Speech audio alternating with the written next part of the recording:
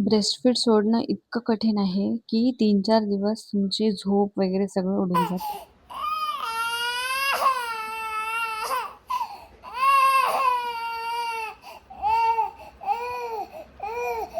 दिवसभर कंटिन्यू ती अशी रडत होती आणि रात्री पण तसंच तिने केलं आणि दुसरा दिवस आमचा असाच गेला. पहिल्या रात्री तर आम्ही झोपलोच नाही.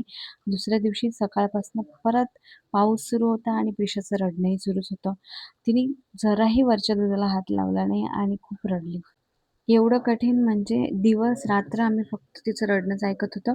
पण एकदा डिसिजन घेतला तर तो आपल्याला परत मागे घेता येत नाही म्हणून सोडायचा डिसिजन घेतला तर सोडायचंच होतं. तिने खूप हातपाय मारून घेतले, खूप रडली. बाहेर नेलं, वेगळं-वेगळं काही-काही केलं, पण ती रडणं काही थांबतच नव्हती आणि तिच्यामुळे मला पण हे खूप कठीण गेलं आणि मला इतका त्रास झाला, की रात्री, सकाळी मी तिला जेव्हा-जेव्हा पॉसिबल होतं, तेव्हा-तेव्हा तिला कडेवर घेऊन फिरत होते.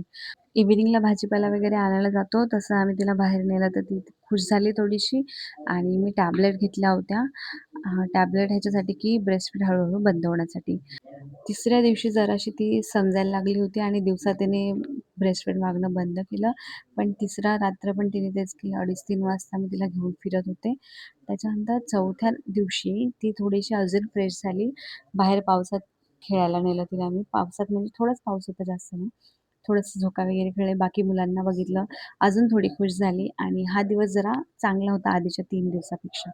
टोटल आम्हाला 4 ते 5 दिवस लागले पूर्णपणे ब्रेस्टफीड बंद करण्यासाठी आणि तिला नॉर्मली परत येण्यासाठी म्हणजे झोप वगैरे रात्रीची प्रॉपर घेण्यासाठी. बरोबर 5 दिवस झाले आणि त्याच्यानंतर त्या दिवशी पोलिओ होता. मग तिला पोलिओ वगैरे दिला. जवळच होता, जास्त काही लांब नाही आणि पाऊस पण थांबला होता. मग इथून पुढे प्रिशा व्यवस्थित दिवसा पण एकच टाईम झोपते, पण व्यवस्थित झोपते आणि रात्री पण आता ती झोपते. थोडंसं पाठीवर हात वगैरे फिरवला, की ती परत झोपी जाते. म्हणजे आता ती ब्रेस्टफीड मागतच नाही. पूर्णपणे बंद झालं. चला बाकीच्या गप्पा नेक्स्ट व्लॉगमध्ये. माझी प्रिशा बॅग घेऊन बाहेर जातीये. चॅनलला सबस्क्राईब करायला विसरू नका. Thank so much for watching.